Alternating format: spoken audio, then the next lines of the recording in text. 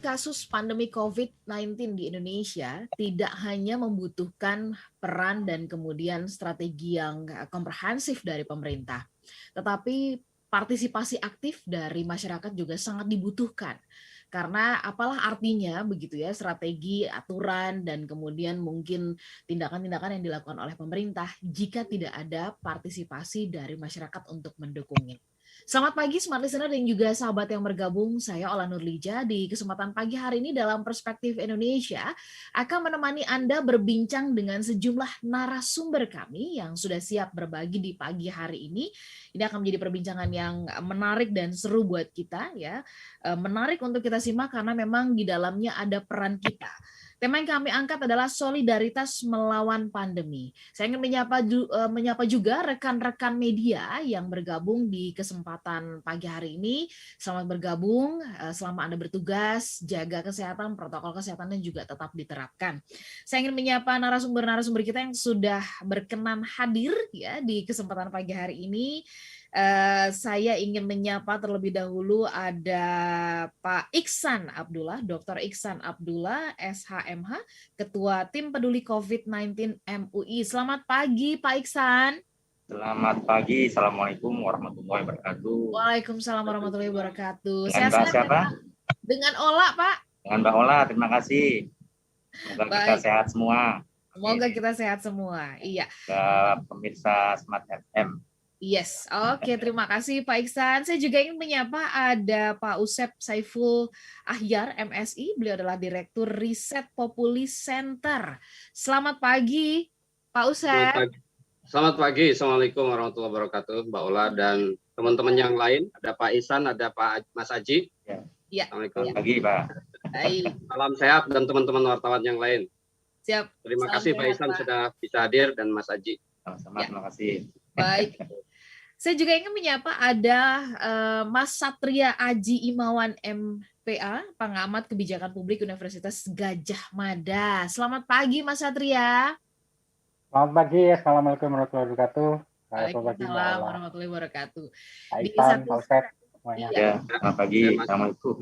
Ya, di satu sisi biasanya Perspektif Indonesia kalau pagi hari ya, di hari Sabtu kita berkumpul di satu tempat gitu kan, bersama dengan rekan-rekan wartawan sambil ngeteh, ngopi gitu ya. Tapi karena COVID, kita nggak bisa kumpul di satu tempat, tapi justru bisa menghubungkan yang jauh-jauh ini ya. Jadi bisa ngobrol sama narasumber dari berbagai tempat. Terima kasih sudah berkenan hadir di kesempatan pagi hari ini. Kita masih menantikan Dr. Daeng M. Fakih, SHMH, Ketua Umum PBID.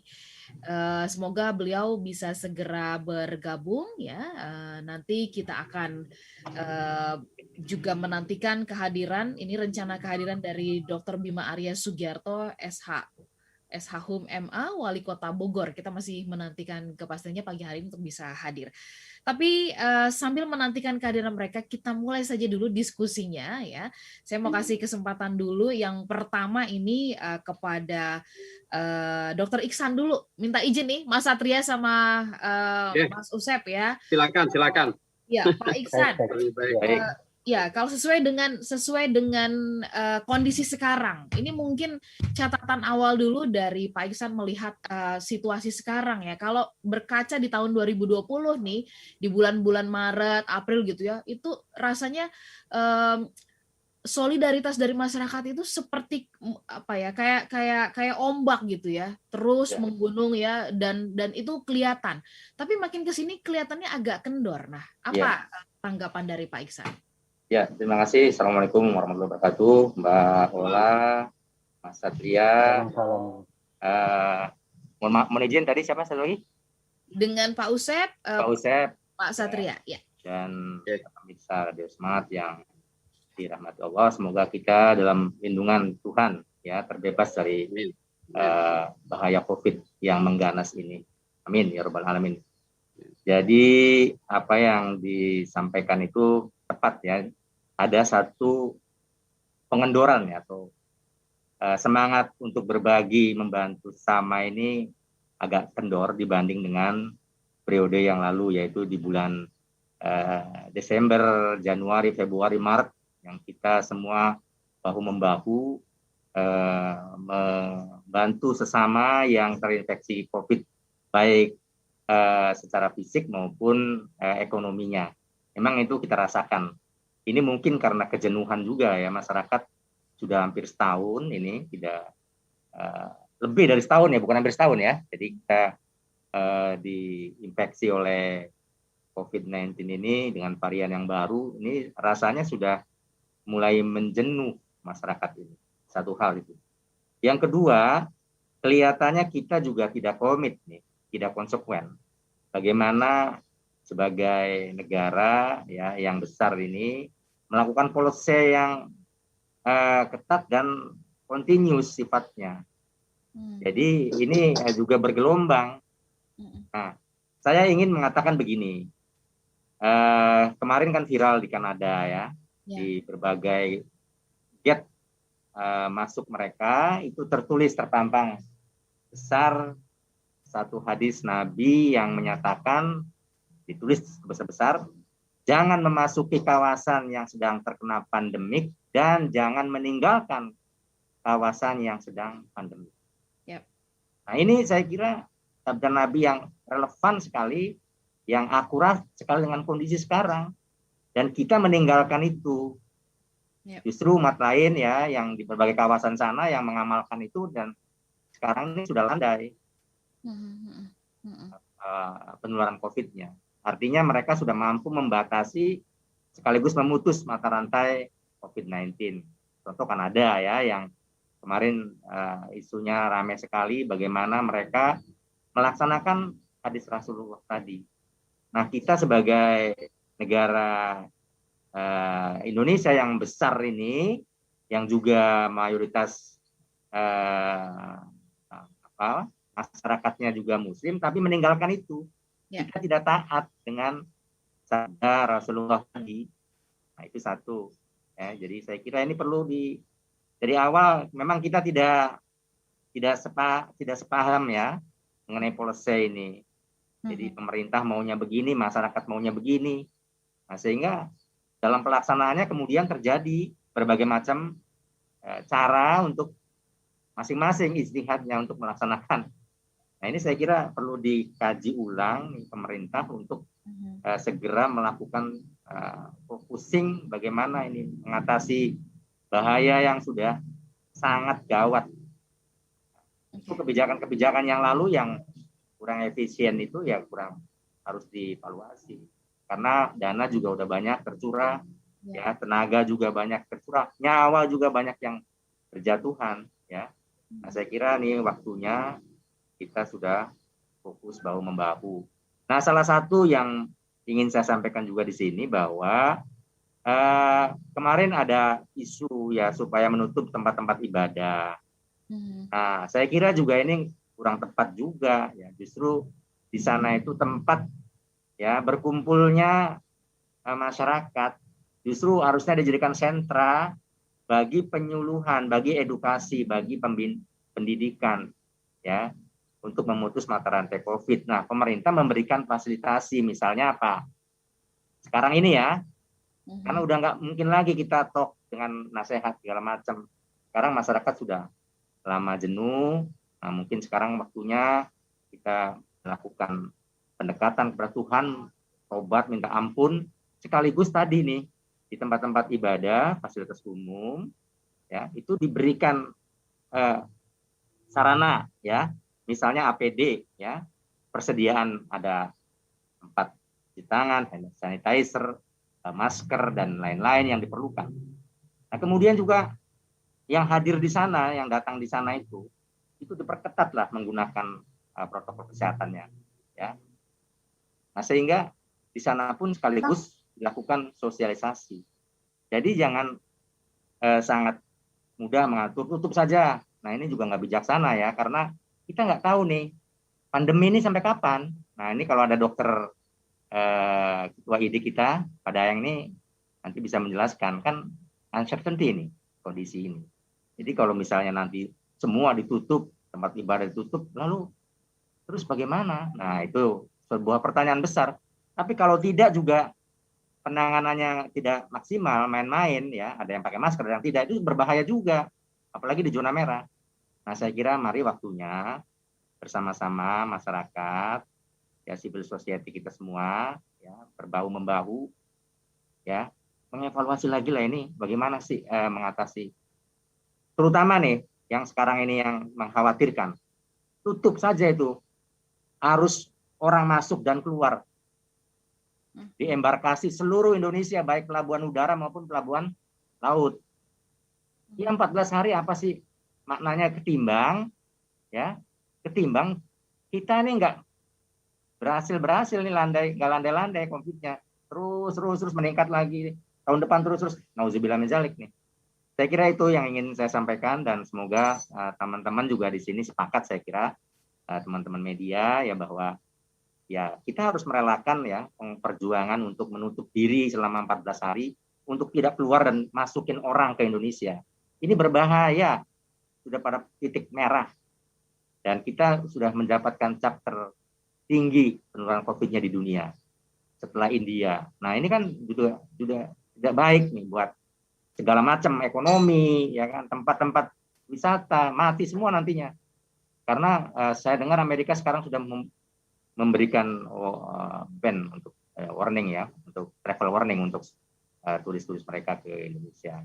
Mungkin negara lain seperti Saudi Arabia, ya sampai sekarang belum membuka ya akses untuk warga negara Indonesia berkunjung ke sana untuk melaksanakan umroh nanti ini. Saya kira persoalan. Kalau kita terus bergulat dengan yang ini A, yang ini B, yang ini C, pemerintah ke sana kemari, masyarakatnya ke situ ke sana, enggak satu padu gitu.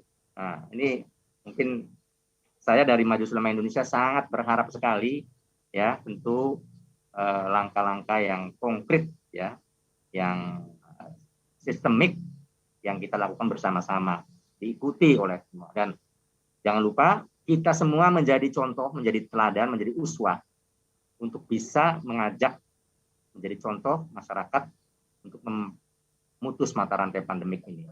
Jadi jangan menyalahkan pemerintah, juga jangan tidak menyalahkan masyarakat. Nah, semua mari bergandeng tangan. Juga nih saudara-saudara kita nih yang kemarin ini nih yang sudah rontok pendapatannya, penghasilannya, pekerjaannya, jadi pengangguran segala macam yang sampaikan Mbak Ola. Sekarang kita kok menurun ini semangatnya untuk membantu. Saya sendiri juga demikian. Ya, lama-lama kok lunglai. Di awal-awal kita dulu berbagi macam-macam makanan, berbagi roti, berbagi sanitizer, masker. Sekarang kalaupun ada nih geraknya takut gitu loh. Ya. Okay. Ini menjadi persoalan buat kita juga. Baik, Pak Ihsan, ini masih diskusi awal, kita sambung nanti di sesi berikutnya, kita nanti akan minta tanggapan dari Mas Satria juga, Pak Usep, begitu ya. Kami nantikan juga partisipasi dari Smart Listener, silakan Anda boleh kirim ke WhatsApp kami ya. Kami jeda sesaat, tetap bersama kami dalam Perspektif Indonesia. Smart Listener, terima kasih Anda masih bersama dengan kami. Kami juga sedang live YouTube channel Smart FM, so Anda bisa menyaksikan kami tidak hanya artinya bisa mendengarkan, tapi juga Anda bisa menyaksikan kami di YouTube channel Smart FM. Saya juga yang menyapa Anda yang mendengarkan kami melalui streaming ya, dan Anda yang ada di kota-kota di luar negeri, di Hong Kong ya, kemudian Anda yang ada di Dubai, kemudian juga Anda yang ada di Italia. Terima kasih sudah berkirim kabar ke kami ya mengenai situasi Anda di sana. Buat Anda yang ada di Hong Kong, ini informasinya dari Sarah yang bekerja di sana ya, menyampaikan sedang menyimak di Hong Kong, cerah dan jernih suaranya katanya, dan menurut Sarah di Hong Kong itu masyarakatnya sangat disiplin katanya begitu ya, agak berbeda nih dengan di Jakarta begitu, dan kemudian sangat melindungi banget, aware dengan masyarakatnya.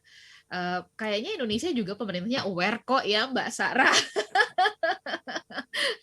Terima kasih juga untuk Pak Luki yang bergabung bersama kita dari Lampung ya pagi hari ini, yang mengapresiasi obrolan kita, yang menurut Pak Luki di Lampung obrolan seperti ini tuh harus sering-sering gitu ya, karena masyarakat ini sudah kebanjiran informasi yang seringkali menyesatkan, katanya seperti itu. Terima kasih Pak Luki untuk tanggapannya. Kemudian sebentar saya ke Makassar, ada Pak Burhanuddin yang bergabung bersama dengan kita. Menurut Pak Burhanuddin, efek yang sekarang ini adalah efek dari perilaku massal kita, katanya seperti itu ya, baik pemerintah maupun juga masyarakat gitu. Jadi kedua-duanya punya peran seperti itu. Tanggapan-tanggapannya mungkin tanggapan dari listener ini boleh ditanggapi dulu. Siapa, Pak Satria atau mungkin Pak Iksan, boleh ditanggapi? Ya, saya kira sekaligus saja. Jadi apa yang disampaikan oleh Pak Haji, para pendengar dan pemirsa Smart FM di Dubai, di Hong Kong tadi, bahwa memang kita juga sebenarnya berdisiplin ketika tokoh ya panutan kita, tokoh agama, pemerintah juga menjalankan hal yang sama. Kenapa? Sebagai modal sosial tadi, contohnya begini, masyarakat kita, terutama tenaga kerja kita yang di luar negeri, itu sangat taat, berdisiplin, dan dipuji sebagai pekerja yang baik, disiplin, dan loyalitasnya tinggi. Ya. Jadi dengan catatan tadi, ya, bahwa tokoh-tokoh panutan, tokoh-tokoh agama, tokoh-tokoh masyarakat, pemerintah juga memberi keteladanan. Nah, itu saya kira. Dan Majelis Ulama Indonesia sudah mengeluarkan beberapa fatwa ya untuk ini. Yaitu fatwa 31 tentang bagaimana kita beribadah. Ya kan? Artinya menjalankan ibadah dengan prokes ya yang ketat, dan ini dikeluarkan pada tahun 2020 yang lalu di bulan Desember. Ya, jadi saya kira ini sebagai contoh, dan MUI sebagai Majelis Ulama Indonesia juga concern bagaimana menegakkan prokes di lingkungannya, MUI seluruh Indonesia. Ya. Yang lain adalah bagaimana menunjang program pemerintah untuk vaksinasi. Kami menyelenggarakan vaksinasi 5 kali, diikuti mungkin lebih dari 3.000 orang.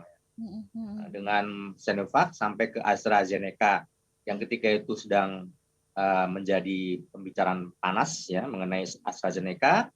Ada yang pro, kontra, menolak, dan seterusnya. Kami mencoba menengahkan posisi vaksin kepada masyarakat, bahwa vaksin itu boleh, tidak dalam keadaan darurat, boleh dilakukan.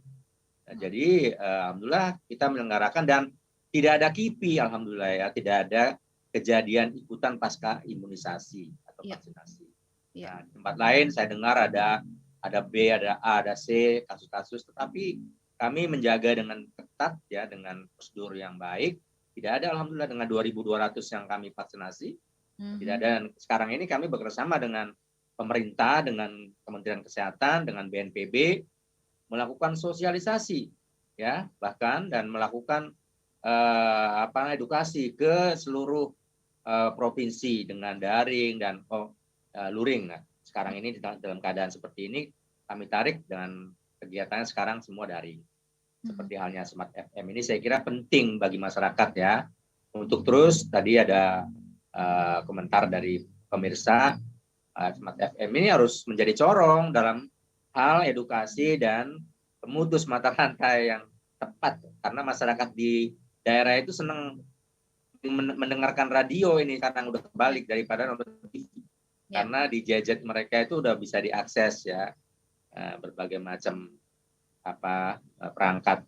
Nah, jadi saya setuju benar bahwa yang disampaikan Pak Haji, Mas Satria tadi, kita punya modal sosial luar biasa.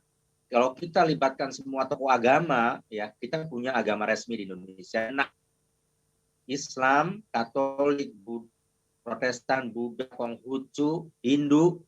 Nah, ini kalau kita bersatu, bahu-membahu dengan pemerintah sekaligus, lalu kita mensosialisasikan ini, saya kira diikutilah oleh oleh masyarakat, karena kita ini kan ya yang di majelis agama itu ya, apakah majelis agama Buddha, Hindu, Protestan, Kristen, itu kan panutan. Betul. Jadi kalau panutannya sudah memberikan contoh yang baik, ya saya kira pastilah diikutin. Yang beragama Hindu ya pasti mengikuti, yang beragama Katolik juga pasti mengikuti pendetanya, yang beragama Buddha mengikuti, dan seterusnya ya. Yang beragama Islam tentu juga mengikuti para ulama dan kiainya. Dan ini seterusnya nanti di pesantren, di model-model pendidikan, dan seterusnya. Nah, inilah yang harus ditata ulang nih. Saya kira belum terlambat dan kita yakin betul bahwa kita juga akan bangkit, kata Mas Aji. Saya yakin 100% dengan tawakal, dengan ikhtiar, dengan berbagai macam ijtihad, insya Allah bangsa Indonesia ini keluar dari persoalan ini. Dan kita juga yakin dalam agama Islam bahwa ketika kita menghadapi kesulitan, ya, kita akan memperoleh nanti kebaikan yang akan diberikan oleh Tuhan yang Maha Kuasa. Jadi kita tetap berusaha, berikhtiar, juga berdoa kepada Tuhan. Nah, tetapi yang sekarang ini yang sangat ketat, kita beradaptasi dengan budaya COVID, ya kita prokes. Ya. Saya buka tutup masker ini karena di rumah nggak ada orang juga ini. Ya. Udaranya juga minta maaf karena baru sarapan ini Mbak Ola. Ya, saya juga di studio sendiri Pak, makanya saya buka masker ya. Jaga jarak banget dengan operator ya di seberang kaca begitu. Nah, saya ingin menyampaikan selamat datang untuk Dr. Daeng M. Fakih. Beliau adalah Ketua Umum PBID. Selamat pagi Pak Daeng. Selamat pagi. Selamat pagi. Baik. Kita simpan dulu suara dari Pak Daeng ya. Sedikit sebelum kita menuju closing di part yang pertama ya. Pak Iksan tuh mengatakan bahwa kan memang mengacu kepada apa yang tadi dijelaskan oleh Mas Satria dan juga Pak Usep begitu, tokoh publik gitu ya, pemerintah dalam hal ini sangat punya peran loh untuk mempengaruhi perilaku atau membantu perilaku masyarakat menjadi lebih disiplin. Itu adalah modal sosial yang besar kalau menurut Pak Usep ya, dengan adanya tokoh-tokoh adat, agama dan sebagainya. Nah, bagaimana ini tanggapannya Pak Iksan? Justru yang beredar ini banyak kan di sosial media, kita lihat video-video rekaman dan sebagainya. Maaf ini ya, dari tokoh-tokoh agama yang justru ya kita satu hal percaya keagungan Tuhan, percaya Tuhan ini akan menjaga kita begitu. Tapi justru yang sering kali muncul dan diterima oleh masyarakat yang dipercaya adalah percaya Tuhan, prokes tar dulu gitu ya, nanti gitu, kok kamu malah jadi lebih takut kepada virus, kepada COVID ketimbang untuk takut dan taat kepada Tuhan. Nah, ini mohon ditanggapi dan diluruskan. Semestinya gimana sih supaya masyarakat juga aware nih gitu ya, jadi nggak juga jadi main telan bulat-bulat begitu. Ini juga disaring sekalipun itu informasi dari tokoh adat ataupun tokoh agama. Silakan Pak Isang. Saya juga membenarkan itu Mbak Ola, bahwa memang ada banyak juga tokoh agama, juga bukan hanya tokoh agama, pemerintah juga, pejabat-pejabatnya tidak memberi teladan. Dan saya juga sentil itu di berbagai media, ya kan? Nah, inilah karena di dalam agama manapun, hizbun nafs itu, atau menjaga diri, menjaga nyawa kita itu lebih diutamakan daripada yang lain-lain. Jadi jangan salah. Kalau misalnya kita sedang bersalah, ketika ada berbahaya, kita harus hindari sholatnya dulu. Menghindarkan, mengamankan nyawa dan diri kita dulu. Nah, ini kan keadaannya sedang seperti ini.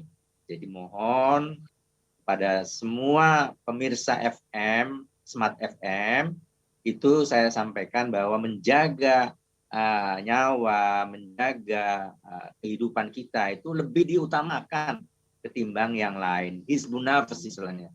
Jadi jangan sampai nanti tokoh-tokoh agama justru memberi contoh ya, mengerahkan pasukan, mengerahkan apa itu namanya masanya ya untuk. Nah, ini saya kira tidak baik. Justru harusnya dimanapun kita memberi himbauan, mengajak. Ya, tadi di awal saya sampaikan bahwa hadis Rasulullah Shallallahu Alaihi Wasallam itu 1471 Hijriah, 471 Hijriah yang lalu itu sudah disampaikan bahwa kita jangan memasuki wilayah yang sedang dalam keadaan pandemik, dan juga kita harus menghindari jangan memasukkan orang atau siapapun ke dalam wilayah yang sedang dilanda pandemi. Ya. Nah, ini saya kira mulailah kita ini siapapun ya memang betul Tuhan itu jalannya, tetapi kewajiban kita sebagai umat Tuhan makhluk Tuhan itu harus berikhtiar. Baru nanti nasibnya itu takdirnya di tangan Tuhan. Nah kalau kita belum berikhtiar, ya jangan konyol gitu ya. Maaf nih saya bahasanya pakai bahasa Betawi.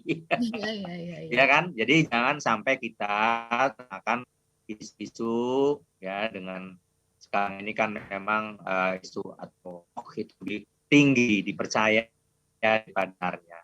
Memang ini di zaman post-truth ini memang seperti ini kenyataannya. Jadi yang hoax itu lebih dipercaya dan ketika di-clarified pun nggak dipercaya itu yang benar. Nah, maka semua saja termasuk Smart FM apresiasi ya untuk melakukan acara-acara seperti ini terus ya menggandeng semua tokoh-tokoh masyarakat, tokoh adat, tokoh agama, semua saja kita bahu-membahu ya. Kalau perlu influencer juga ya, supaya mereka mengajak pengikutnya ya untuk ini pandemi ya. Nah ini harus kita atasi, harus kita putus mata rantainya itu. Nanti kalau sudah putus mata rantainya, pandeminya sudah hilang, ya marilah kita kembali kepada suasana yang normal. Ingat, tidak ada peradaban yang lain yang sekarang berkuasa. Itu peradabannya COVID yang berkuasa. Bahkan kita bersalaman juga terpaksa harus begini saja. Nah itu apa? Bukan kita nggak mau salaman, tetapi ya kita tadi dalam budaya seperti ini, budaya COVID yang berkuasa, ya kita ikutin. Nah tadi menjaga diri, menjaga nyawa kita itu lebih diutamakan daripada yang lain, termasuk beribadah pun. Nah itu ajaran kita, ajaran Islam dan ajaran seluruh agama saya kira sama. Terima kasih Mbak Ola. Dan saya nanti mau izin jam 11 nanti saya akan ada acara ya. Jam 11, jam 10.30. Baik. Pak Ihsan, kita akan jeda dulu ya untuk pemberitaan Jurnal 9 akhir pekan. Pak Daeng, kemudian Pak Usep dan juga Mas Satria, sabar sebentar, kita masih akan sambung perbincangannya. Karena saya Pak Daeng. Assalamualaikum Pak Daeng. Salam. Pak Dr. Daeng. Smart Listener, akar dari kehidupan masyarakat Indonesia adalah bergotong royong. Tetapi kenapa ya dalam situasi yang seperti ini makin ke sini kelihatannya ini agak kendor. Apa komentar Anda dan apa saran Anda supaya solidaritas kita semakin menguat dalam menghadapi COVID-19 ini? Anda bisa memberikan tanggapannya ke 0812 11 12 959. Kami jeda sebentar untuk pemberitaan Jurnal 9. Kami akan lanjutkan setelah Jurnal 9 akhir pekan nanti. Smart Listener dan juga sahabat yang bergabung, terima kasih Anda masih menyimak perbincangan kami di kesempatan pagi hari ini dalam Perspektif Indonesia. Kami masih mengajak Anda bagaimana kita menumbuhkan bersama-sama kembali solidaritas melawan pandemi ya. Masih ada di ruang kita bersama-sama ada Dr. Iksan Abdullah SH MH, Ketua Tim Peduli COVID-19 MUI, kemudian juga Pak Usep Saiful Ahyar, MSI, beliau adalah Direktur Riset Populi Center, dan kemudian juga ada Mas Satria Aji Imawan, MPA, pengamat kebijakan publik Universitas Gadjah Mada, dan baru saja bergabung bersama dengan kita, Dr. Daeng M. Fakih, SHMH, Ketua Umum PBID, dan kita akan melanjutkan perbincangan kita. Ya, sebelum saya nanti ke Pak Ihsan lagi, Mas Satria dan juga Pak Usep, kita kasih kesempatan dulu kepada Dr. Daeng ya, yang sudah bergabung bersama dengan kita. Pak Daeng, kalau melihat catatan dari Satgas COVID ya per Kamis per 24 Juni kemarin, ini kan lonjakan pasien tuh memang boleh dibilang semakin tinggi ya, dan kemudian ini juga terbukti bahwa Wisma Atlet sendiri pun sudah kewalahan dari sisi kapasitas, dan bahkan sekarang ada rumah sakit yang dialihfungsikan gitu ya, artinya ditambah fungsinya adalah untuk menangani kasus COVID. Dan kemudian semakin berkembang ini muncul mungkin di support system kita ya, tetangga, teman, sahabat yang kemudian isoman, dan banyak dokter diminta dihubungi ya untuk memantau kondisi ini. Nah, Dr. Daeng, Pak Daeng, boleh diberikan catatannya dari Pak Daeng sendiri ya mengenai situasi ini ya. Apakah benar bahwa lonjakan yang semakin tinggi ini adalah juga bagian dari kurang solidnya di masyarakat dan juga pemerintah? Jadi hubungan atau relasinya nggak kurang harmonis lah gitu. Jadi informasi ada yang tersendat begitu. Bagaimana tanggapannya Pak Daeng? Ya, terima kasih. Jadi kalau kita melihat kondisi terakhir ya, ini penularan sehari sudah 2 hari yang lalu sudah tembus 20.000 ya. Meskipun kemarin sempat sedikit turun di angka 18.500, tapi itu fluktuasi ya. Artinya di Indonesia ini penularan sehari, kejadian lonjakan kali ini yang sangat tinggi ya, mengalahkan lonjakan waktu sebelumnya. Kita sudah pernah mengalami 4 kali lonjakan sebelumnya. Terakhir itu di awal tahun itu lonjakannya cukup tinggi, sempat tembus 14.000 atau 15.000 sehari. Tetapi itu berjalan kira-kira membutuhkan waktu 3-4 bulan. Lonjakan hari ini yang sempat tembus di angka 20.000 itu, ini kira-kira hanya 2 minggu. Ya. Jadi sangat hati-hati karena satu hal, karakteristik virusnya ini luar biasa ya. Mutasinya cepat ya. Dan sekali mutasi ya, ini akan menimbulkan strain baru yang lebih cepat menularkan. Nah, ini masyarakat harus tahu, mutasinya cepat dan sekali mutasi dia menghasilkan strain yang lebih cepat penularannya, bahkan mungkin yang Delta ini 10 kali lipat kecepatannya ya. Kemudian ada varian lain, khususnya Delta ya, itu selain lebih cepat menularnya, lebih berbahaya. Fakta-faktanya menunjukkan lebih berbahaya. Anak-anak kecil ya, itu yang biasanya lebih kuat, sekarang dengan Delta ini lebih banyak yang terinfeksi dan gejalanya langsung lebih berat. Ya. Kemudian karakteristik virus yang lain adalah ini menimbulkan OTG yang dalam jumlah besar. Kasus asimptomatik. Sampai sekarang kalau kita jujur, kasus asimptomatik atau orang tanpa gejala itu dalam sebuah wabah atau penyakit infeksi seperti COVID ini pasti itu mayoritas. Di COVID ini 50% lebih itu OTG dan atau asimptomatik. Nah, kasus OTG sampai sekarang dan ini memang lumrah ya, itu sulit diidentifikasi dengan baik.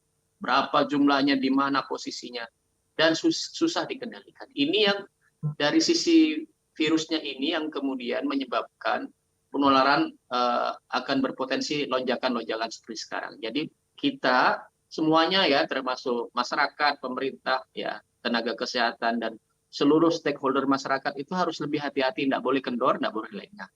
Ada 2 strategi sebenarnya utama yang harus kita lakukan, yang ini terus-menerus harus dilakukan, tidak boleh kendor, strategi di hulu dan strategi di hilir. Tetapi yang paling penting adalah strategi di hulu.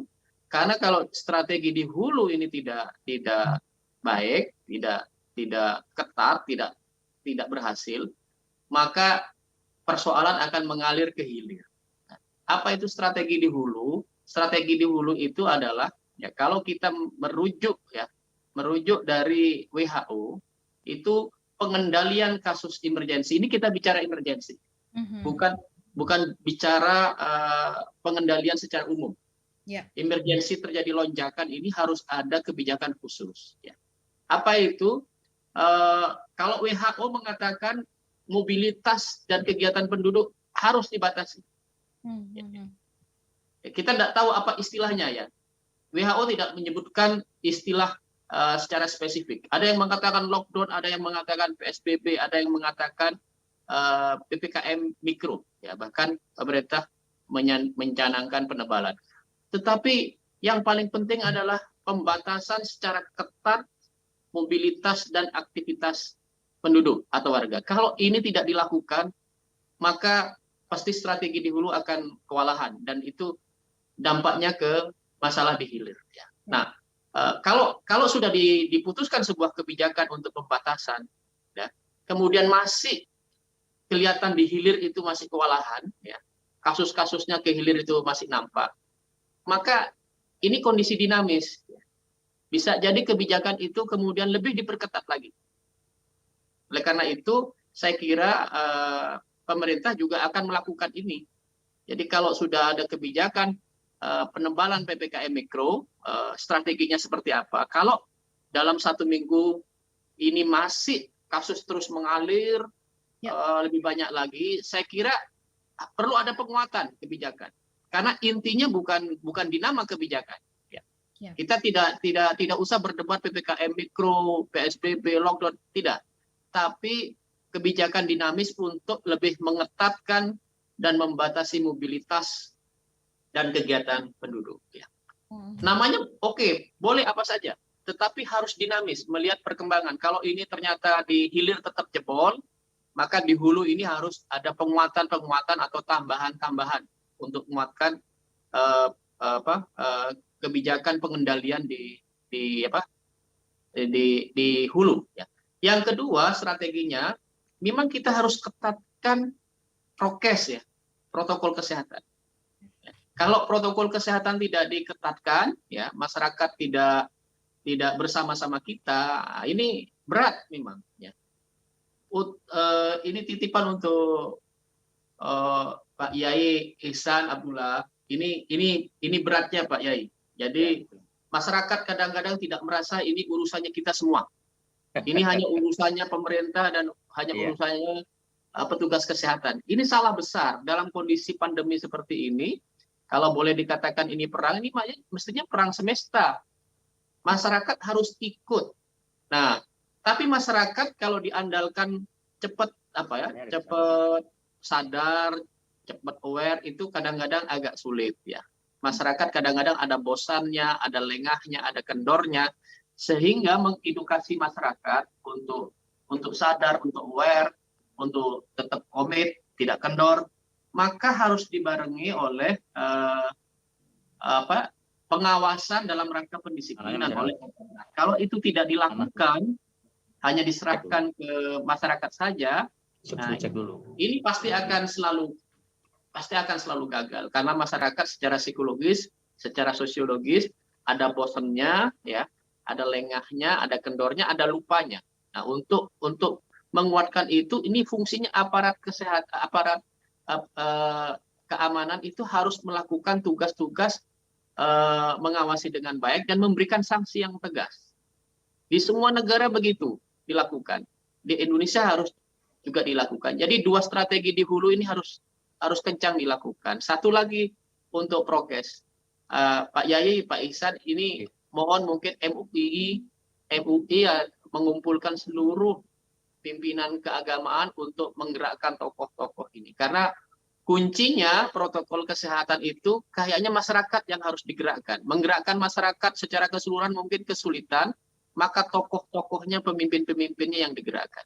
Betul. Saya yakin Pak Yai, mungkin ada di masyarakat di ujung sana, misalnya di tempat kelahiran saya di Madura misalnya, atau di Maluku atau di mana, itu mungkin tidak mengenal secara baik petugas kesehatan. Saya sebagai ketua IDI atau mungkin Presiden Jokowi mungkin tidak mengenal baik. Tetapi tokoh-tokoh di tempatnya, ini sepuh atau tokoh-tokoh agama atau tokoh-tokoh masyarakat di tempatnya, itu mungkin yang bisa mereka kenali dan mereka taat kepada tokoh-tokoh itu. Oleh karena itu, mungkin menggerakkan tokoh untuk mengingatkan masyarakat ini penting, Pak Yai. MUI saya kira kalau bicara ke Muhammadiyah, bicara ke NU, bicara ke Persis, Al-Irsad dan lain-lain, saya kira gerakan ini harus dilakukan, Pak Yai. Sebaliknya juga di tokoh keagamaan lain, di PGI, di Protestan dan lain-lain, itu harus dilakukan supaya seluruh pimpinan itu sampai tingkat bawah itu menyuarakan bahwa masyarakat itu harus prokes ini harus dijalankan. Jadi 2 strategi, menjalankan prokes dan melakukan pembatasan oleh pemerintah, pembatasan mobilitas dan kegiatan itu sangat penting. Kalau ini jebol, maka kasusnya akan mengalir ke hilir. Pasti. Artinya gini, kalau kasus ke hilir itu tetap banyak, harus ada perubahan-perubahan di kebijakan hulunya. Di kebijakan pengendalian pengawasan prokesnya dan kebijakan di pembatasan mobilitas dan kegiatan masyarakat. Nah, sekarang apa yang harus dilakukan di hilir, Mbak Ola? Di hilir itu ada sebenarnya lebih ke arah memberikan pelayanan, memberikan pelayanan kesehatan. Ya. Memberikan pelayanan kesehatan ini kaitannya dengan selalu menambah kapasitas pelayanan, ya. Menambah rumah sakitnya, menambah bednya, menambah obatnya, menambah alatnya, menambah SDM-nya. Nah, dulu waktu lonjakan-lonjakan yang kemarin itu ada strategi yang mungkin sekarang ini juga perlu dilakukan. Apa itu? Pemerintah melalui Satgas waktu itu mendirikan shelter-shelter. Ya. Misalnya hotel dijadikan shelter, gedung kosong Betul. dijadikan shelter, gor dijadikan shelter. Untuk apa itu? Untuk menampung masyarakat atau kasus-kasus yang masih sifatnya OTG dan sangat ringan. Ya. Karena ini mayoritas, sehingga yang kasus-kasus begini ini tidak membuat penuh rumah sakit. Ya. Nah, ini sebenarnya yang harus didorong. Sekarang didorong lagi ini. Ya. Gornya dibuka, gedung-gedungnya dibuka, hotel-hotelnya dibuka untuk Betul. menampung kasus-kasus yang sangat ringan supaya tidak memenuhi rumah sakit. Baik. Nah, itu di hilir seperti itu. Jadi harus ditambah strateginya, harus ada shelter, ditambah obat, ditambah tenaga. Kalau ketenagaan, ID, perawat dan lain-lain siap membantu pemerintah sebenarnya. Tinggal sekarang pemerintah manajemennya baik dalam melakukan ini. Sudah belajar dengan baik pemerintah kemarin. Nah, ini mohon mungkin diulangi lagi untuk melakukan seperti itu. Cuman ini yang catatan saya terakhir, memang kalau kita mengandalkan di hilir, ya, dengan selalu menambah kapasitas, ya, apa yang harus dilakukan pemerintah, terutama kapasitas pelayanan, itu biayanya luar biasa dan capeknya luar biasa. Iya. Sehingga yang paling penting itu memang dan paling murah, paling penting, paling murah, paling efektif itu adalah strategi di hulu. Kalau kita mau belajar dari 5 kali lonjakan ini, maka ke depan strategi di hulu itu jangan berhenti, jangan kendor. Harus tetap waspada. Mungkin itu, Mbak Ola sementara. Baik. Pak Daeng, kita jeda dulu. Pak Iksan nanti sebelum meninggalkan ruangan, setelah break iklan kita kasih kesempatan kepada Pak Iksan ya untuk memberikan catatan yang perlu di-highlight ini, karena tadi disinggung peran tokoh agama yang demikian pentingnya. Kami jeda sesaat, tetap bersama dengan kami dalam Perspektif Indonesia. Malaysia, terima kasih Anda masih bersama-sama dengan kami ya, masih menyimak Perspektif Indonesia mengangkat tema solidaritas melawan pandemi. Kita masih bersama-sama dengan Mas Satria Aji Imawan, MPA, pengamat kebijakan publik Universitas Gadjah Mada. Kemudian masih bersama-sama juga dengan Pak Usep Saiful Ahyar. Beliau adalah Direktur Riset Populi Center. Kemudian ada Dr. Iksan Abdullah, SHMH, Ketua Tim Peduli COVID-19 MUI, dan juga Dr. Daeng M. Fakih ya, Ketua Umum PBID. Nah, sebelum kita ke Pak Usep dan juga Mas Satria, izin saya ke Pak Iksan karena sesaat lagi akan mendahului dulu ya untuk ruang perbincangan kita di kesempatan hari ini. Pak Iksan, tadi Pak Daeng menyampaikan ada kebijakan dari hulu dan kemudian juga strategi di hilir begitu ya, artinya ada kebijakan-kebijakan yang dikeluarkan sebagai bentuk strategi di hulu dan kemudian di hilir. Dan Pak Daeng mengatakan bahwa peran dari tokoh agama ini penting banget gitu ya, terutama dalam hal tadi itu ya mengatakan prokes, pemahaman kepada masyarakat dan sebagainya. Nah, ini mungkin Pak Daeng melihatnya karena Indonesia yang punya 5 agama dan kemudian Islam sebagai 6 agama dan bahkan Islam sebagai agama mayoritas ini kan punya tokoh agamanya banyak banget gitu ya, ratusan ribu. Nah, ini kan kalau digerakkan tuh benar-benar akan menimbulkan awareness. Apa tanggapan dari Pak Iksan? Karena Pak Daeng mengingatkan dan meminta, ayo dorong nih tokoh agama untuk lebih berperan aktif. Silakan. Ya, Mbak Ola dan para narsum, Pak Dr. Daeng, Pak Satria, dan Pak Usep. Tadi juga saya sudah tekankan bahwa memang peran dari tokoh-tokoh agama luar biasa untuk jadi uswah ya, teladan umatnya di belakang itu. Jadi kalau tokoh-tokoh masyarakat, tokoh adat, tokoh agama ini satu padu sama ya menyuarakan bahaya COVID dan bagaimana memutus mata rantai penyebaran COVID ini, saya kira Dari awal sudah selesai ini persoalannya. Nah, tetapi tadi antara hulu dan hilir, kata Dokter Dayang, saya sepakat. Itu yang harus dipadukan juga. Jangan sampai hilirnya diperkuat, hulunya nggak jelas. Nah, ini jadi beban sekarang ini kan. Nah, kemudian shelter-shelter juga saya kira ini memang usulan yang tepat. Dulu pemerintah di awal itu kan pernah ada tempat dilakukan untuk karantina di Batam itu ya, di Pulau Galang. Ya. Tapi nggak tahu apakah itu masih terus dilakukan ya, perbaikannya karena nggak jelas lagi. Yang kemudian yang muncul adalah Wisma Kemayoran. Dan banyak sekali saya kira tempat-tempat yang dimiliki oleh pemerintah ya, yang bisa dibuka aksesnya untuk menampung karantina masyarakat yang yang terinfeksi COVID. Namun saya ingin mengatakan begini ya. Jadi apa yang disampaikan terdahulu saya sampaikan dan juga diamini oleh Dr. Daeng, ya sepakat kita bahwa pembatasan aktivitas manusia ini sangat penting. Terutama ya tadi yang saya katakan keluar masuk dari luar dan dari dalam negeri, kemudian di semua embarkasi dan pelabuhan laut. Ini penting saya kira, mau tidak mau kita harus lakukan ini setidaknya 14 hari ke depan.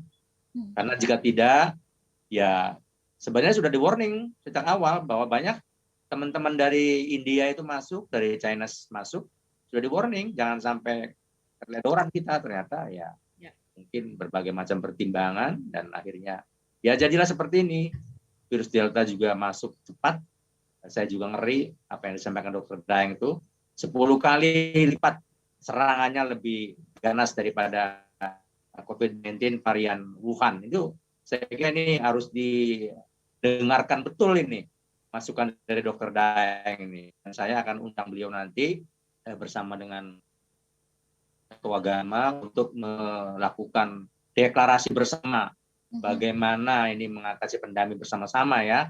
6 tokoh agama ya, saya sebut dari bawah. Ada Konghucu, ada Buddha, ada Hindu, ada Kristen, Katolik ya, dan Protestan di sana. Kemudian ada Islam sebagai agama mayoritas. Nah, saya kira betul kalau kita membawa sama, bergandengan tangan, menyuarakan kepada umatnya masing-masing, insya Allah lah ya. Kemudian kita ini ya memberi fasilitasi lah. Ya, bagaimana tadi obat yang kurang, ya kan, prokes yang kurang di tempat-tempat ibadah, jangan diatur, jangan beribadah, ini dikosongkan, jangan seperti itu, tapi harus bijak. Di tempat-tempat ibadah itu justru dijadikan shelter, ya, untuk kegiatan sosialisasi, ya, karena di sana tokoh agama, ya kan, untuk menyampaikan ini loh pentingnya menjaga prokes, memperketat prokes. Nah, kalau orangnya mau beribadah ditiadakan, terus dia mau sosialisasi bagaimana tokoh agamanya itu. Justru ini saya kira penting ya, bagian dari penting sentral-sentral tempat ibadah itu dijadikan untuk sentral-sentral informasi ya, untuk menangkal hoax sekaligus ya, sentral-sentral edukasi tentang bahaya COVID yang terbaru ini. Kemudian tadi ya saya sepakat dan mengakhiri izin Dr. Daeng dan Mas Satria serta Mas Usep, saya izin lebih awal mengakhiri maksud saya, ini uswah ya, contoh teladan. Sekali lagi saya sampaikan ya, sebagai dokter tentu pasti ya, saya yakin ID itu di ujung garda terdepan ya untuk mensosialisasikan penting ini. Kemudian yang kedua ya pemerintah, ini saya kira jangan sampai ada ini pejabat-pejabat pemerintah yang melakukan pesta ya kan, melakukan kegiatan pengumpulan massa. Ini sudah sangat tidak etik lah ya, bahkan membahayakan ya, bukan hanya tidak etik. Nah, saya dengar masih ada itu yang begitu. Kemudian juga tokoh-tokoh agama ini diperlukan uswahnya, keteladanannya. Yang terakhir yaitu tempat-tempat ibadah tadi harus dijadikan sentral untuk melakukan aktivitas keagamaan yang terbatas, dibatasi dengan prokes dan sekaligus untuk menyampaikan sosialisasi, edukasi. Nah, nanti jamaah ini akan menyampaikan kepada yang lain terus-menerus. Nah, kalau semua ini terjadi, kita punya 60 hampir 1 juta itu ya masjid dan musola jumlahnya. Jadi kalau kita itu gunakan itu, saya kira efektif. Belum lagi pura digunakan, belum lagi wihara digunakan, belum lagi kelenteng digunakan dan seterusnya. Nah, saya kira ini jangan diabaikan tokoh-tokoh agama kita dan pemerintah. Mari mensupport tuh alat yang diperlukan untuk prokes dan sebagainya. Sekali lagi masyarakatnya ya tolong kembali taat nurut kepada pimpinan agama kita, menteladani ya. Jadi kalau di atasnya memberi teladan, insya Allah masyarakatnya ikut. Nah, ini kan kadang-kadang simpang siur, yang satu pesta dengan mobil besar, motor besar, yang masyarakatnya ya apalagi. Nah ini saya mohon izin Mbak Ola sekaligus. Terima kasih Pak Iksan atas kesempatannya mengundang kami dari Majelis Ulama Indonesia. Semoga Smart FM ini pendengarnya semakin luas ini ya. Bisa membantu pemerintah, membantu masyarakat dalam rangka membatasi dan memutus mata rantai COVID. Mohon izin juga kepada pembicara yang lain, narasumber yang saya muliakan, Dr. Daeng, Pak Usep dan Pak Satria. Saya mengawali untuk mengakhiri. Siap. Terima kasih. Assalamualaikum warahmatullahi wabarakatuh. Selamat pagi. Sukses selalu. Wabarakatuh. Sehat-sehat ya Pak. Kita sambung nanti silaturahminya di lain waktu ya. Amin. Terima kasih Mbak Ola. Salam buat yang lain. Bro. Baik. Assalamualaikum. Selamat pagi. Waalaikumsalam warahmatullahi wabarakatuh. Ya, Smart Listener, itu tadi suara dari, dan Anda baru saja juga menyimak kami tadi di YouTube ya, itu adalah pernyataan atau bahasan dari Dr. Iksan Abdullah SHMH, Ketua Tim Peduli COVID-19 MUI. Saya mau ke Mas Satria sebentar, Pak Usep ya, karena tadi bicara soal kebijakan ya. Nah, ini sebagai pengamat kebijakan publik gitu. Pak Daeng tadi mengatakan nih gitu ya, bahwa ada 2 strategi yang penting banget gitu ya, strategi di hulu dan penguatan kebijakan ya, dan ini perlakuannya harus emergensi, bukan biasa-biasa lagi gitu ya. Dan kemudian tadi juga strategi di hilirnya, kebijakan itu diperketat dan ada penindakan-penindakan kedisiplinan. Nah, bagaimana kalau menurut tanggapannya Mas Satria agar apa yang disampaikan di hulu sampai ke hilir gitu kan, dan kemudian juga menurut Mas Satria, konsistensi di sini apakah sangat punya pengaruh besar ya untuk kemudian yang dihilir ini juga akhirnya taat pada akhirnya begitu. Silakan Mas Satria. Baik, terima kasih Mbak Ola. Saya setuju ya penjelasan Pak Daeng tadi ya, cukup komprehensif. Dan memang yang kita hadapi sekarang kan 2 gitu ya, penularan dan pemberlakuan vaksinasi begitu. Jadi ada 2 hal yang harus dipikirkan secara beriringan begitu, dan ini bukan dan kita menghadapi varian yang baru gitu, varian yang masih misterius secara penularannya, dan tadi diceritakan oleh Pak Daeng saya juga cukup menyeramkan ya, 10 kali lebih cepat begitu. Sehingga protokol ini mau tidak mau harus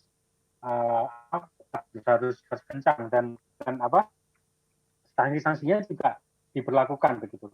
Kita tuh sebenarnya memiliki modal sosial, saya setuju dengan Pak Ustadz tadi, meskipun datanya saya masih belum terlalu lihat ya Pak Ustadz, tapi saya setuju bahwa modal sosial kita kuat, gitu. Termasuk di dalam acara seremonial dan acara-acara ritual begitu ya. Kalau kita ingat relasi antara negara dan masyarakat itu memiliki misalnya pemilu atau sensus penduduk gitu, atau misalnya ritual-ritual lain keagamaan yang sering diselenggarakan ya, baik di daerah-daerah.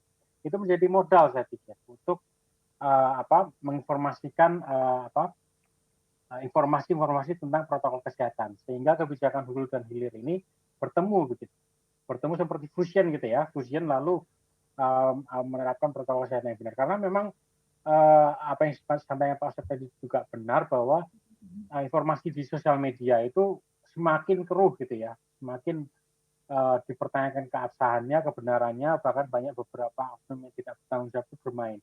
Sehingga ketika cara digital ini tidak berjalan dengan sebaiknya, cara manual ini memang menjadi modal kita begitu. Dan kita memiliki sejarah tentang itu ya, sejarah tentang bagaimana kebijakan itu tanpa informasi digital itu jalan juga. Dengan manual, dengan tokoh-tokoh keagamaan seperti Pak Ihsan tadi yang mendahului kita berpamitan duluan, atau melalui tokoh-tokoh kebudayaan juga, gitu, tokoh-tokoh seniman gitu ya, termasuk perangkat-perangkat daerah pemerintah di daerah gitu. Sehingga kan ini sepertinya bertemu ya antara tokoh seniman yang tidak bukan bagian dari pemerintah atau pemerintah daerah dengan misalnya camat atau lurah yang bertemu di daerah, di desa katakanlah. Nah, tanpa digital pun mereka bisa melakukan yang namanya komunikasi dan informasi kebijakan hulu dan hilir protokol kesehatan seperti yang dibicarakan oleh Pak Daeng tadi. Begitu. Jadi saya pikir ini menjadi kunci begitu ya, Pak Ola ya, bahwa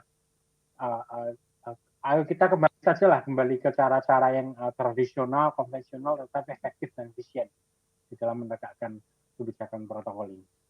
Ya, oke. Mas Satria, kita sambung nanti Pak Usep habis ini ya. Saya mau tanya kepada Pak Usep ini soal cara tradisional.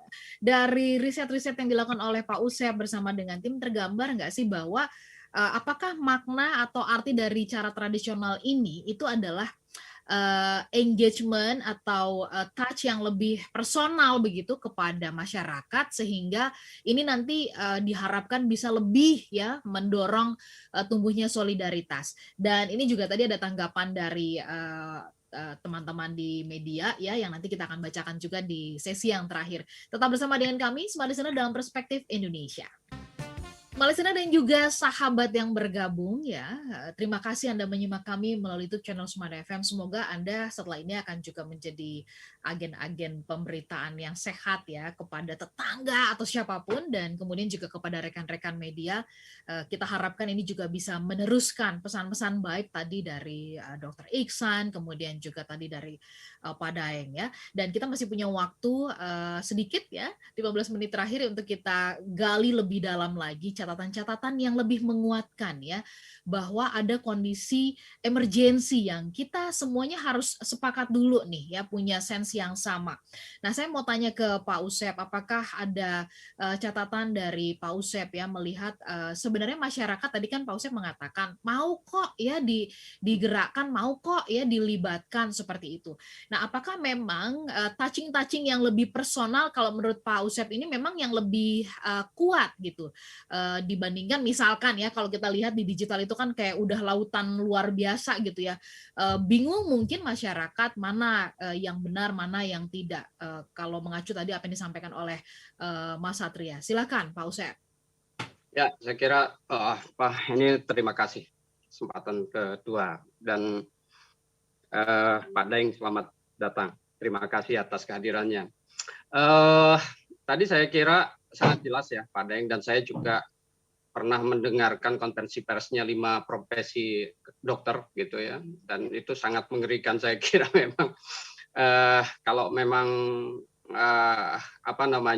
datanya seperti itu, saya kira ya memang harus emergensi. Dan memang menurut saya yang harus melid soal ini bagaimana menentukan strategi hulu dan hilir itu ya memang ilmuwan. Saya kira dalam konteks kesehatan ya sebenarnya ya teman-teman yang bergerak dalam konteks kedokteran juga gitu.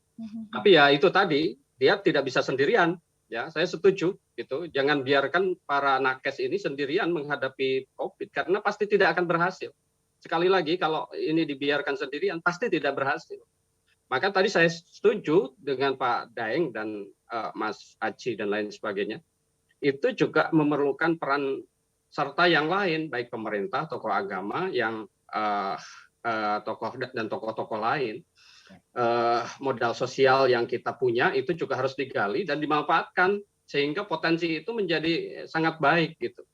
Jadi jangan sampai seperti tadi ya, misalnya ada beberapa yang punya pengaruh di masyarakat tapi tidak mengerti soal ini, karena memang untuk menggerakkan ini modal sosial kita yang tadi Mas Aji juga menyambung ikut membahas sangat baik gitu ya, dan kita juga pernah melakukan seperti dengan pemilu, dan itu juga hasilnya lumayan bagus gitu ya. Pemilu pilkada serentak kemarin hasilnya bagus gitu, bahwa misalnya masyarakat secara umum 90%, 95 kalau nggak salah ID yang menilai itu bahwa mereka taat prokes itu kok gitu ya. Dan menurut penilaian kita itu juga dalam survei kita itu tergambar gitu. Mereka itu taat. BPS juga melakukan survei ternyata juga demikian gitu. Cuman inisiatif-inisiatif ini atau modal sosial saya tambahkan lagi misalnya tidak hanya di agama tapi juga di yang di Jawa Tengah dilakukan. Kalau Mas Haji tahu ada yang namanya Jogotongo itu. Jadi Jogotongo itu ya proses-proses kebudayaan, inisiatif-inisiatif masyarakat untuk melawan pandemi COVID ini. Tapi modal-modal sosial itu yang bagusnya di Jawa Tengah, di Jogotongo dan di yang lainnya. Itu social engagement ini itu diapresiasi oleh pemerintah gitu. Lalu kemudian diarahkan jangan sampai ini jadi tirani tersendiri. Ini juga ini Pak Deng gitu. Jika tidak disentuh ini jangan jadi tirani sendiri, akhirnya membuat aturan-aturan yang sendiri yang kadang-kadang bertentangan dengan atau sangat berlebihan sehingga bukannya mengatasi pandemi itu justru akan menjadi kejengkelan sosial. Ini yang harus kenapa misalnya pemerintah juga mendorong keterlibatan masyarakat itu juga diarahkan gitu, direkayasa atau terencana gitu dengan baik ya. Agar potensi-potensi ini menjadi potensi yang sangat baik gitu sehingga ini kita terbebas dari pandemi ini. Memang yang namanya di masyarakat itu juga memang ada tantangan karena ini juga hal baru, jangankan di masyarakat. Betul. Di hulunya saja seperti Pak Deng bilang itu juga sebenarnya agak gagap juga di awal-awal ya kan. Misalnya ketidakjelasan penjelasan yang berbeda-beda apalagi di masyarakat. Makanya kalau saya sih tidak pesimis, artinya ya sejauh ini ya modal sosial itu jalan, tapi ya memang perlu waktu karena memang itu tadi ini hal baru yang perlu juga kita kesabaran. Memang ada ya sedikit ricu-ricu, ada sedikit ledek-ledek, saling meledek ya memang ada gitu. Tapi ya menurut saya dengan sendirinya nanti juga kita akan mampu mengatasi ini kok.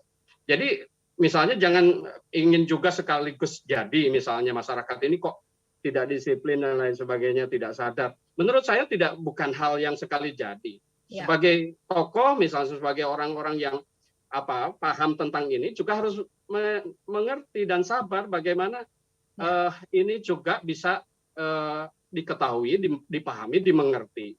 Lalu kemudian ditaati gitu. Karena yang kita lawan itu di masyarakat itu kan pemahaman misalnya tentang tradisi yang tentang kebiasaan yang sudah menjadi tradisi gitu ya. Misalnya kayak nikahan lalu kemudian silaturahmi dan sebagainya. Ini tradisi yang akan dilawan dengan padahal cara mencuci tangan. Ini yang cara saja ini kan masih baru, belum menjadi kebiasaan, belum menjadi tatanan, apalagi menjadi adat istiadat. Yang dilawan adat istiadat. Ini juga menurut saya perlu kesabaran. Ini kan baru cara yang kita perkenalkan. Kebiasaan aja belum, apalagi tatanan, apalagi adat istiadat. Yang dilawan adat istiadat. Memang panjang memang, tapi menurut saya tetap optimis bahwa itu dalam konteks setahun ini ya saya lihat di hasil survei bahwa mereka mulai taat tentang prokes. Lalu kemudian mereka rela divaksin. Secara umum mau kok tentang itu. Tapi kemudian memang ini juga harus diapresiasi oleh pemerintah, lalu kemudian diarahkan menjadi sebuah institusionalisasi yang terencana. Jadi jangan dibiarkan begitu saja, karena ini juga masyarakat itu juga perlu mendapatkan informasi yang benar, yang dari sumber yang benar begitu.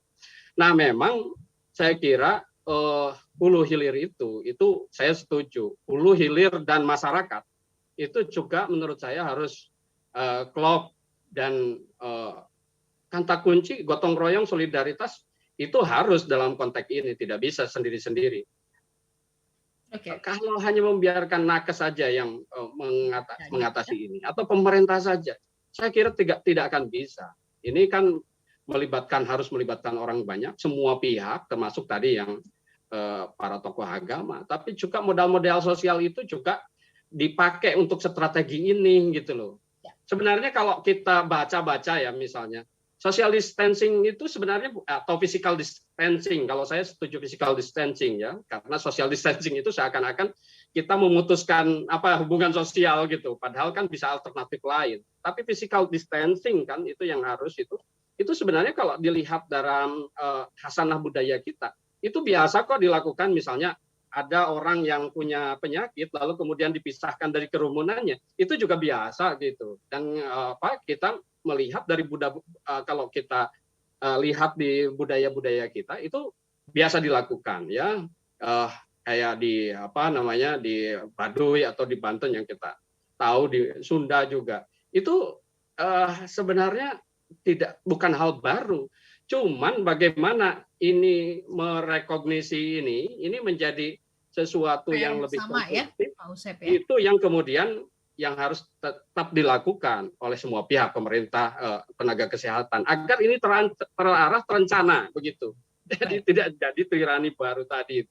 Biar ini diketahui, dipahami, dimengerti, ditaati dan dihargai oleh masyarakat. Ya. Jadi sebenarnya itu kuncinya gitu. Bagaimana mensosialisasikan ini dengan baik,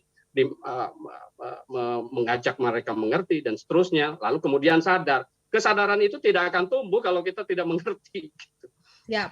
Dan itu tantangan kita, saya kira, Pak Daeng dan Mas Aji dan teman-teman yang lain. Ya, ini soal prokes ya. Bayangkan yang menggunakan helm udah berpuluh-puluh tahun disosialisasikan aja kita masih masih banyak pelanggarnya lah, kira-kira begitu. Saya akan berikan kesempatan nanti Pak Daeng untuk mengunci perbincangan kita ya. Tadi menguatkan penjelasan Bapak mengenai hulu dan hilir secara singkat saja karena waktunya memang sudah mepet, tetapi saya mau ke Mas Satria terlebih dahulu. Mas Satria, tadi di beberapa poin disampaikan oleh Pak Daeng, kemudian juga Pak Usep, soal penegakan. Ini kalau menurut Mas Satria gitu ya, ketika nanti kebijakan dibuat, memang pengawasan yang melekat, berkesinambungan, kontinu ini penting banget gitu kalau dari poin perbincangan ini. Nah, menurut Mas Satria, kalau itu terus dilakukan, potensi untuk masyarakat semakin disiplin itu seperti apa? Menutup perbincangan kita. Ya, terima kasih Mbak Ola.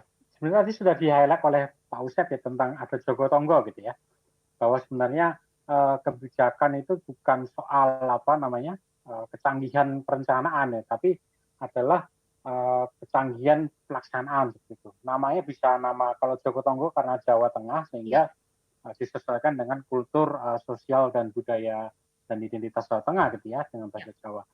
Artinya kan di situ penegakan prokes gitu ya. Nah, saya pikir penegakan itu diletakkan pada pimpinan daerah. Jadi tadi disampaikan juga ketika masyarakat sulit dipegang oleh pemerintah pusat, yang dipegang adalah tokoh-tokoh daerahnya begitu, baik pemerintah atau masyarakat gitu. Nah, itu menjadi kunci yang penting di dalam penerapan kebijakan prokes ini yang harus semakin kita ketatkan ini. Karena memang di dalam kebijakan publik juga seperti itu. Pandemi ini mengajarkan bahwa kebijakan publik sebenarnya kuncinya bukan di perencanaan lagi.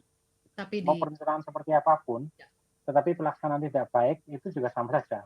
Evaluasinya jelek gitu. Sehingga monitoring pelaksanaan ini penting, sehingga yang perlu dipikirkan adalah pelaksanaannya kira-kira seperti apa. Itu yang menjadi intisari dari bagaimana perencanaan akan dilakukan.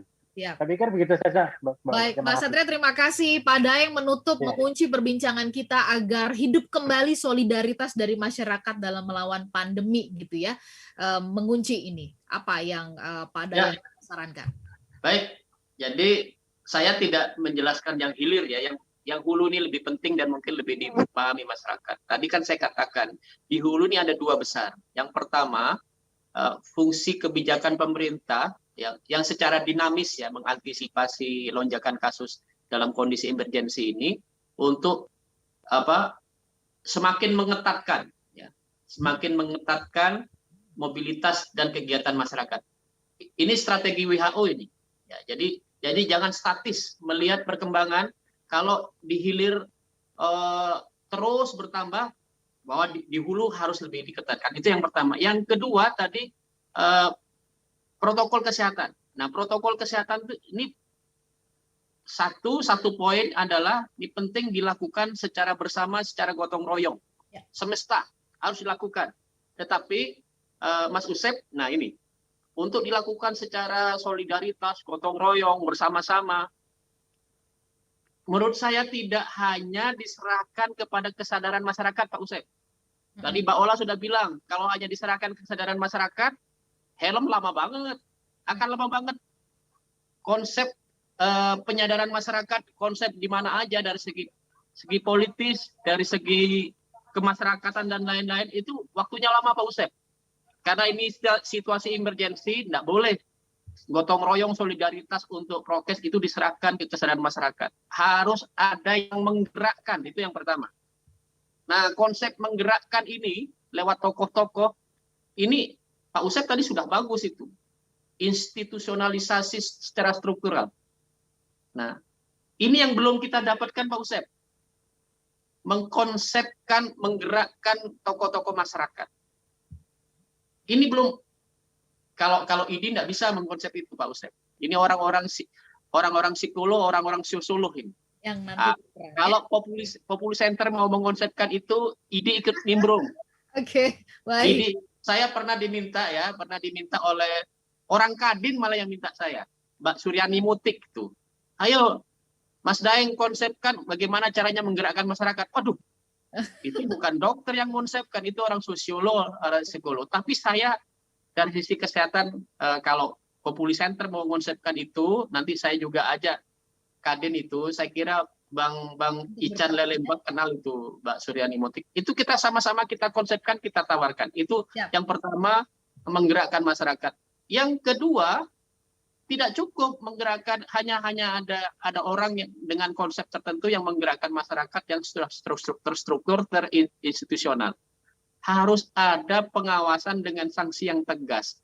Baik. Karena masalah emergensi, bukan masalah seperti helm tadi. Kalau helm nggak emergensi, itu dibiarkan lama sampai sadar nggak apa-apa. Kalau ini nggak bisa, Mas Usep. Jadi harus ada penggerakan, harus ada sanksi yang tegas. Ya. Pak Daeng, terima kasih. Kita kunci perbincangannya.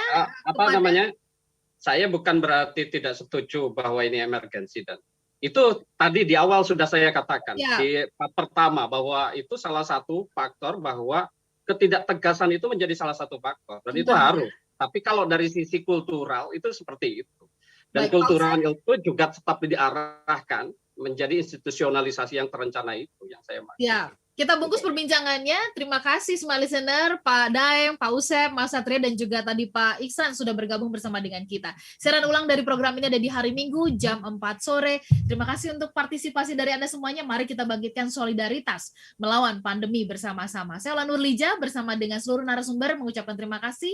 Selamat pagi dan sampai jumpa.